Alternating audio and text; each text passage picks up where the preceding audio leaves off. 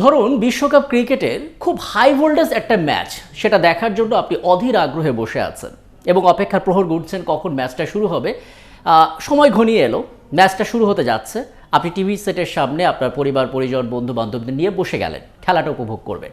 ম্যাচটা শুরু হলো এবং প্রতি ওভার শেষ হচ্ছে, যথারীতি বিজ্ঞাপন বিরতি আসছে। সেই বিজ্ঞাপন বিরতি হজম করে আপনি আসলে সেই খেলাটা দেখছেন। এই বিজ্ঞাপন বিরতির ফাঁকে হঠাৎ করে ভেসে উঠল একটা অনলাইন জুয়ার বিজ্ঞাপন, যেখানে মডেলরা আপনাকে গানের তালে তালে, ছন্দের তালে তালে আপনাকে অনলাইন জুয়ার আমন্ত্রণ জানাচ্ছেন। এবং আপনি বিস্মিত হলেন যে দেশের গণমাধ্যমে কিভাবে প্রকাশ্যে এত বড় ক্যানভাসে অনলাইন জুয়ার বিজ্ঞাপন আসতে পারে। আপনি কিছুটা দ্বিধা দ্বন্দ্বের মধ্যে পড়লেন এবং এরও আগে আপনি হয়তো দেখেছেন যে ফেসবুকে স্ক্রল করছেন, প্রতি 10 মিনিটের মধ্যে অন্তত 2 বার আপনার চোখের সামনে অনলাইন ক্যাসিনো বা জুয়ার বিজ্ঞাপন আসছে এবং সেখানে আপনি রীতিমতো বিস্মিত হচ্ছেন যে অনেক পরিচিত ফেস দেখা যাচ্ছে। তারা কিভাবে এখানে আসছে, সরকার কি কিছু করছে না, নানা প্রশ্ন আপনাদের। এবং অনেকেই কিন্তু আমাদের সঙ্গে যোগাযোগ করার চেষ্টা করেছেন, যারা চেষ্টা করেছেন কোথা থেকে আসছে এই বিজ্ঞাপনগুলো, কারা পরিচালনা করছে, এটা কি বন্ধের কোনো উপায় নেই। দর্শক, আমরা আসলে এই প্রশ্নের উত্তর খুঁজতে মাঠে নেমেছিলাম এবং আমরা কথা বলেছিলাম আইন শৃঙ্খলা বাহিনী থেকে শুরু করে সরকারের মন্ত্রী মহলে, জানার চেষ্টা করেছিলাম যে আসলে কিভাবে কারা এগুলো পরিচালনা করছে, এটা মূলত কোথা থেকে আসছে এবং গোটা বিশ্বে কিভাবে ছড়িয়ে যাচ্ছে, ঠেকানোর পথটা কি, না ঠেকালে বিপদটা কোথায়। এবং এই উত্তরগুলো জানার জন্য শেষ পর্যন্ত আমাদের সঙ্গে থাকবেন।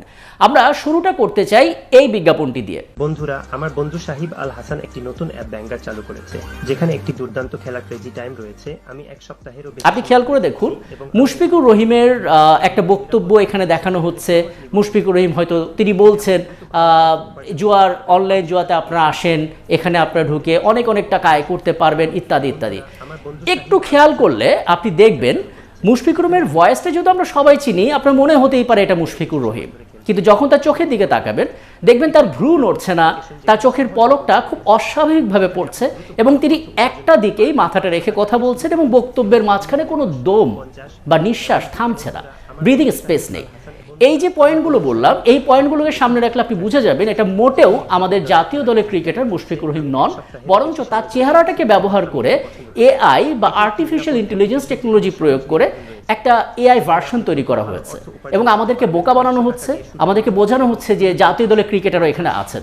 কিন্তু সত্যিকার অর্থে জাতীয় দলের কোনো ক্রিকেটারই কিন্তু এই অনলাইন জুয়ার সঙ্গে জড়িত নন। শুধুমাত্র সাকিব আল হাসান, তার যে চেহারা, তার এআই ভার্সন ব্যবহার করে অনেক অনেক বিজ্ঞাপন প্রচারিত হচ্ছে এবং মানুষ কনফিউজ হচ্ছে। কিন্তু এই যে ফেসটা ব্যবহার করে মানুষকে বোকা বানানো, প্রান্তিক অঞ্চলের মানুষগুলো কিন্তু সেটা বুঝতে পারছে না এবং সেই লোভের ফাঁদে পা দিচ্ছেন, দিন শেষে নিঃস্ব হচ্ছে। আমরা যখন এই বিষয়গুলো দেখলাম, সাথে আরেকটা ছবি আমাদের ভেসে উঠলো যে দেশের স্বনামধন্য গণমাধ্যমের সংবাদ উপস্থাপকেরা তারা খবর পড়ছেন, সেই ভিডিও ক্লিপগুলো সংগ্রহ করে তাদের ভয়েসটা বাদ দিয়ে সেখানে কিন্তু একটু এডিট করে, একটু এআই ব্যবহার করে তাদের ভয়েসটা চেঞ্জ করে সেখানে জুয়ার বিজ্ঞাপন করা হচ্ছে। এই যে এত এত বিজ্ঞাপনগুলো করা হচ্ছে, যে মডেলিংগুলো দেখানো হচ্ছে, সেখানেও বেশ পরিচিত মুখ দেখা যাচ্ছে। এটা আসলে কিভাবে ঘটছে? আমরা কথা বলেছিলাম পুলিশের কাউন্টার টেররিজম অ্যান্ড ট্রান্সন্যাশনাল যে ক্রাইম ডিপার্টমেন্টটা আছে, সিটিটিসি ডিপার্টমেন্ট, সেই ডিপার্টমেন্টের প্রধানের সঙ্গে, এবং তিনি আমাদেরকে বলছিলেন যে কোথা থেকে এই অ্যাপগুলো সোশ্যাল মিডিয়াতে বিজ্ঞাপন প্রচার করছে জুয়ার অ্যাপ, সেটা তারা অনুসন্ধান করেছিলেন। অভিযান পরিচালনা করে অনুসন্ধান করতে করতে গিয়ে বিভিন্ন দেশের নাম শেষে গিয়ে যেই নামটা সবার পরে এসেছে, অর্থাৎ রুট বা মূল যেটা, সেটা হচ্ছে দুবাই। অর্থাৎ দুবাই ভিত্তিক এই অ্যাপগুলো বিভিন্ন জায়গায় ছড়িয়ে যাচ্ছে। এখন মুশকিল হচ্ছে দেশের ভেতরে কিভাবে তারা ছড়াচ্ছে। এই প্রশ্নের উত্তরে যেটা জানা গেল, দুবাই থেকে যখন একটা অনলাইন জুয়ার অ্যাপ তৈরি করা হচ্ছে, সেই অ্যাপগুলোকে ছড়িয়ে দেওয়ার জন্য বিভিন্ন এজেন্ট তারা নিয়োগ করে। বিভিন্ন দেশে সেই এজেন্টগুলো ছড়িয়ে আছে এবং তারা আসলে আপনার হাতের মুঠোফোনে যে এমএফএস প্ল্যাটফর্ম কিংবা আপনার যে ব্যাংক অ্যাকাউন্ট, সেখানে পর্যন্ত টাকা এনে দেওয়ার কাজটাও করেন। অন্তত পুলিশের অভিযানে যারা ধরা পড়েছে তাদের কাছ থেকে আমরা এমন তথ্যই পেয়েছি।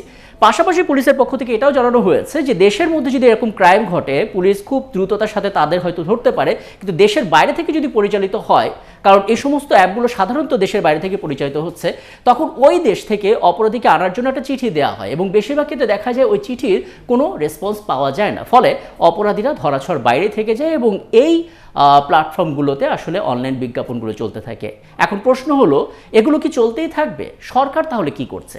আমরা এই প্রশ্নটা করেছিলাম ডাক টেলিযোগাযোগ ও তথ্য প্রযুক্তি প্রতিমন্ত্রী জুনায়েদ আহমেদ পলককে। লাখ মানুষ আসলে এই অনলাইন জুয়ার সঙ্গে এখন জড়িয়ে গেছেন। এখানে তরুণ তরুণীরা যেমন আছেন, সবচেয়ে ভয়ঙ্কর ব্যাপার এখানে কিন্তু বয়স্ক এবং রিটায়ার্ড পার্সন যারা আছেন তারাও কিন্তু এই অনলাইন জুয়ার দিকে ঝুঁকে যাচ্ছে। ফলে কি হয় যে এই জিনিসটা খুব দ্রুত ছড়িয়ে পড়ছে এবং এখন পর্যন্ত আসলে সরকার কি করছে এই প্রশ্নের জবাবে জুনায়েদ আহমেদ পলক আমাদের প্রতিমন্ত্রী তিনি বলেছেন যে এখন পর্যন্ত 2600 মতো এই অনলাইন জুয়ার যে ওয়েবসাইট সেগুলো বন্ধ করা হয়েছে, সমান্তরালে অ্যাপগুলোও বন্ধ করা হচ্ছে। আমরা বরঞ্চ একটু শুনে আসি আসলে প্রতিমন্ত্রী তার বক্তব্যে কি বলেছিলেন। আপনি যেটা বললেন এটা খুব গুরুত্বপূর্ণ একটা বিষয় এবং এটা মারাত্মক ঝুঁকির মধ্যে আমাদের বিভিন্ন বয়সের ছেলেমেয়েরা পড়ছে, এমনকি অনেক বয়স্ক রিটায়ার্ড পার্সনও এর মধ্যে আসছে। সো আমাদের যেই তথ্য উপাত্ত বিশ্লেষণ করে আমরা দেখছি যে প্রায় 50 লক্ষ মানুষ কিভাবে যেন এই একটা অবৈধ জুয়ার সাইটগুলোর সাথে জড়িয়ে গেছে। তো আমরা এটা চেষ্টা করছি প্রথমত অবৈধ জুয়ার সাইটগুলোকে ব্লক করা, অবৈধ জুয়ার যে বেটিং সাইটগুলোর অ্যাপ্লিকেশন আছে এগুলোকে ব্লক করা, পাশাপাশি একটা সচেতনতাও তৈরি করা যাতে সাধারণ মানুষ এই ধরনের কোনো প্রলোভনে পড়ে আসলে প্রতারিত না হয় এবং আমাদের দেশের যাতে মুদ্রা বিদেশে পাচার না হয়।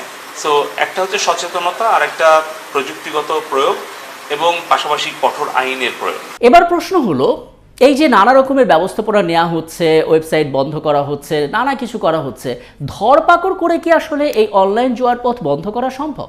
প্রযুক্তি বিশ্লেষকরা বলছেন ডিজিটাল যে ক্রাইমগুলো হয় সেটা দমন করার জন্য ডিজিটাল পথটাকেই বেছে নিতে হয়। অর্থাৎ আপনি সাধারণ যে জগতে বাস করেন, অ্যাকচুয়াল জগতে, সেখানে যে প্রক্রিয়ায় অপরাধ দমন করেন ডিজিটাল প্ল্যাটফর্মে আসলে ওই প্রক্রিয়া কাজে আসে না। সেক্ষেত্রে আপনাকে যেটা করতে হবে অনলাইন দুনিয়াতে একটা ভার্চুয়াল নজরদারি তৈরি করতে হবে। অর্থাৎ কারা কোথা থেকে এই অ্যাপগুলো পাঠাচ্ছে সেই পথগুলোকে বন্ধ করে দেয়া এবং এই পথ বন্ধ করে দেওয়ার মাধ্যমে যারা অনলাইন জুয়ার প্রচারণা বা বিজ্ঞাপন দিচ্ছে তাদের জন্য সেই বিজ্ঞাপন দেওয়ার পথটাকে কঠিন করে দেয়া, যাতে করে তারা বাধ্য হয়ে এই জায়গা থেকে সরে আসে। অনলাইন জুয়া বাংলাদেশে নতুন নয়। বাংলাদেশে এর আগেও র্যাপিড অ্যাকশন ব্যাটালিয়ন, বাংলাদেশ পুলিশের সাইবার ক্রাইম বিশেষায়িত ইউনিট এর আগেও অনলাইন জুয়ারিদেরকে শনাক্ত করতে পেরেছে।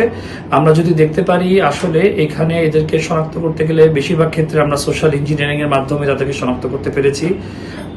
মুঠোফোনের সাথে সংশ্লিষ্ট আর্থিক প্রতিষ্ঠান এমএফএস গুলোর মাধ্যমে মূলত ভুয়া বিজ্ঞাপন প্রচারণের মাধ্যমে আপনাদের এই অনলাইন জুয়াগুলো বিস্তৃতি লাভ করেছে।